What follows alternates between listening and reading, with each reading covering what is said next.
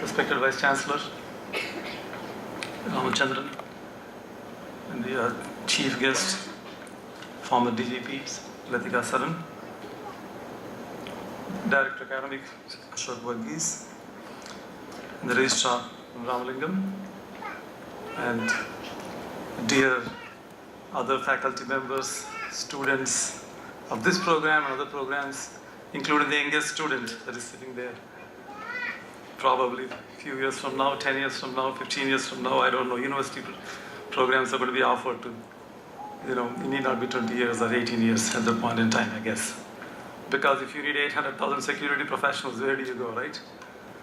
And the youngest are the ones who know how to use the gadgets the best. The computers, laptops, what you call these kind of phones. I only do email on this. And if I give it to her, I'm sure she will do much better on this than what I can do. So it's a pleasure to be here. It's always nice to be in the universities. I've left a long time ago. And whenever you enter a campus like this, you always feel charged, elated, and you want to be here, and you want to live here and study here, but it's different now. So I can't do it, but sometimes I come here, spend some time and feel happy about it.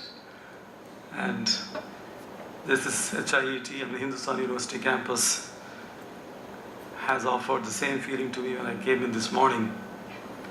It's always good to be in educational campuses, all this corporate stuff is very different. And this is, enabling and even ennobling the mind here, to be here.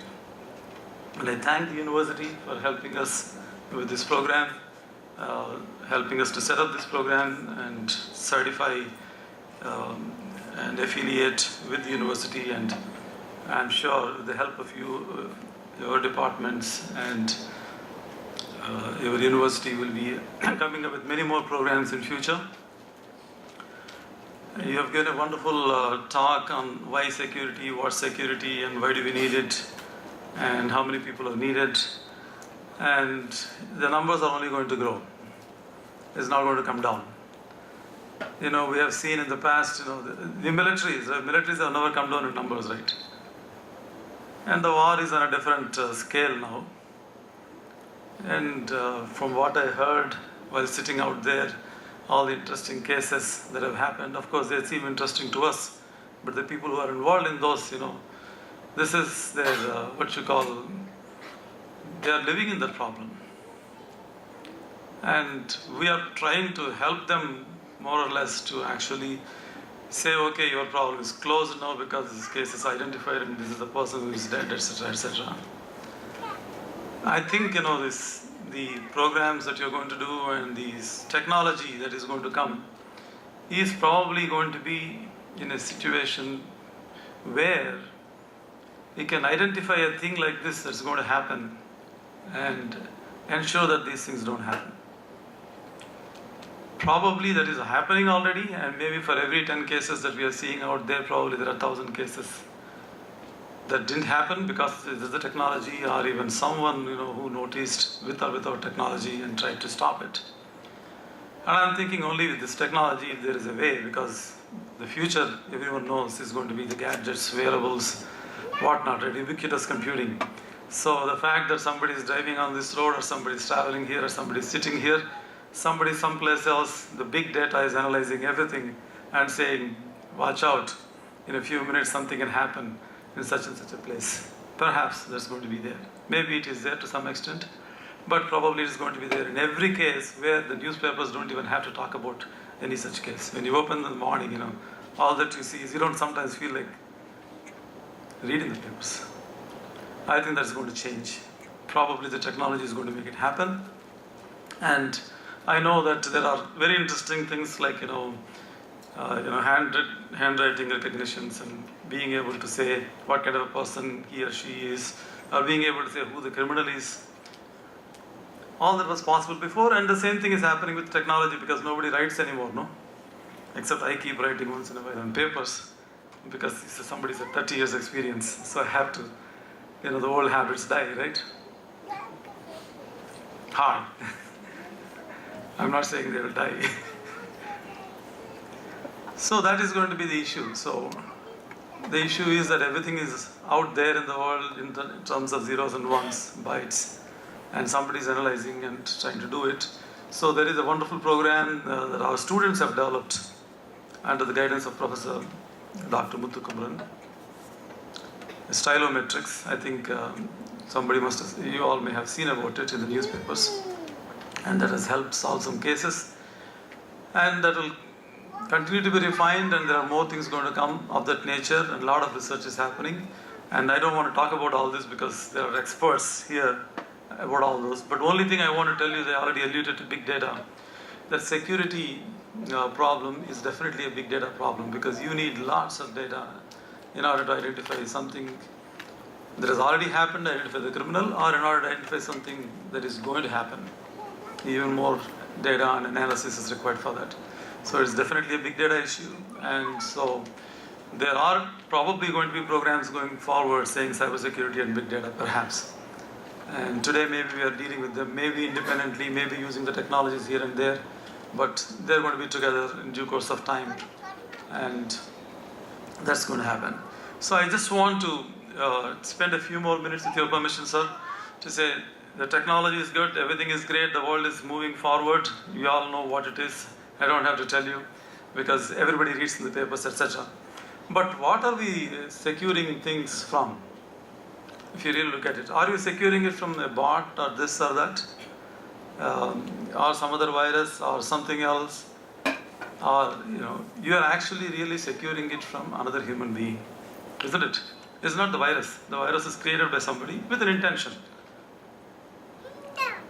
Some people do it without intentions also because they have no work and they want to do it. But that's a different story. But largely it is done. Somebody wants to do something, they created something. So we are running away from people. Basically, we're trying to secure everything from people. We all heard there were days when houses had no locks. There were no houses also most of the times. Perhaps people lived wherever they lived. But now we got a house, I got something, so I have a lock, I'm securing, I'm putting in bank, I'm ensuring the bank is secure. Banks are also stolen from. Now I have the data, and then we have to ensure that it's secure, because a byte of data that is gone, of course byte cannot really do much, but bytes of data that are gone perhaps can compromise the security of the countries. So in this connection, I want to talk about something that Tagore has said in Gitanjali. We all know this poem, where the mind is without fear. Not going to go through the whole where the mind is without fear, where the head is held high, right? Then what's the next one? Where the world has not been broken into fragments by narrow domestic walls. So the real solution to this problem, the security or what you want to call, or not just the security, the world problems today, is these boundaries and barriers. So we need to work towards getting away from it. While there are experts like HTC and Dr. Muthukumaran and all of you, and universities, etc., cyber societies, work towards coming up with how to stop these and how to ensure that we are safe, we are protected, etc., etc. We also need to eradicate the problem. We are not eradicating the problem, right? Because as much as you are having universities, and they also have universities and colleges somewhere, where they're creating all these things to ensure that you're always on your toes. So how do we eradicate this problem to begin with? When we have these countries, of course I'm not saying the whole thing has to become one world. Yes, it has to become one world. I'm not talking about that Miles program that some company has. Now we need passports, we need visas, we need everything else. With all this, in some countries in the borders, well-known people, they'll have to stand and say, my name is Khan, I'm not a terrorist, and stand for hours and hours and hours. So we need to ensure that this is gone from this world, and so we need to look beyond solving the security problems. Beyond solving security problem doesn't mean that don't solve the security, solve them by all means, but look beyond. So I think in every training program that we do, and every education program that we conduct, we need to ensure that ethics and morality are taught with seriousness. Starting from school programs, I know my kids had gone through school, they are going through college now. You know that moral values education program, almost everybody bunks the class or everybody makes noise in the class and nobody listens to what it is, and teachers have no interest, students have no interest in that. I think if there is one course if there is a course in a year, that is the most important course, that is a course. All other things can be taught, can be understood. It's just what you need is brain, nothing more. For this you need heart. And you need some time together, and you need people to think through and make it interesting, etc. And it has to happen in the universities, master's programs, bachelor's programs, and diplomas that we are conducting. If you don't have it today, please introduce. It doesn't matter what age group comes in. It is still important for us. We may not think, okay, I'm already 50 plus. What am I going to learn in this? My ethics, my morality, whatever has come in, has come in. That's not important. That's not what it is. You can always learn, you can always change. And even if I don't do much in the world today, it is better for me to change because I can help at least my family members to change. If not, the rest of the people. The reason I see, for instance, my son, he was studying in MCC, and one of his classmates was contesting, and he was distributing beer to the students to win the elections in the college.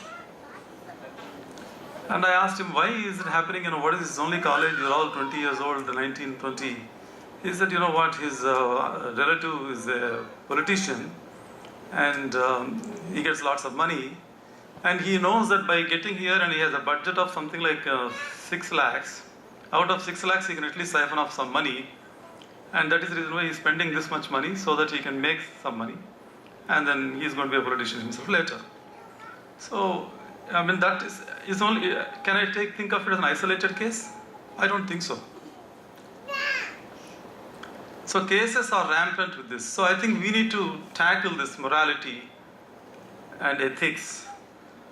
So, and it has to come from, I'm not only talking schools and colleges, it has to be at home also. If it is not there at home, if the first 5 years we corrupt the child and send them to school, then what's going to happen? I sit at home, a phone call comes, and I tell my daughter or son, I tell them dad is not home. I'm teaching them to speak lies in front of them. In front of me. After 10 years, I tell them, why are you talking lies? Dad, you told me, you taught me. So I think, it is not that society has to change, we have to change. So whatever I am today, let's ensure that I'm not going to be the same tomorrow or in the next minute, and I'm going to change. Change for the betterment. The cyber security programs, big data programs, computer sciences, all other engineering faculties, everything will come because it's a function of brain, it will come automatically. So anytime you are talking of security, anytime you are talking of protecting yourself, you are actually not progressing to that extent if you really look at it. So we can say, oh, security, we have progressed so much. Actually, we have not progressed, we have come down. All that money and effort that you are putting on security, you can put it on progress. Isn't it? Security is only protecting the rest of the progress that you are going to make. So think about this in that sense. This we can always say that we are doing a wonderful job, that is great. But look at it, what we are doing, what it is, and is it really necessary for us to be in this kind of a situation? We are put in this situation, so we need to get out of it, but we need to get out of it in a permanent way. So morality, ethics and spirituality based societies only survive in future. I am very optimistic about it. It may not be 10 years, it may not be 20 years. It doesn't matter what it is, and that's what is going to be the case. So let us look for that kind of societies, or a society. Why societies, by plural. And I think not just look for it, let's work for it. Thank you.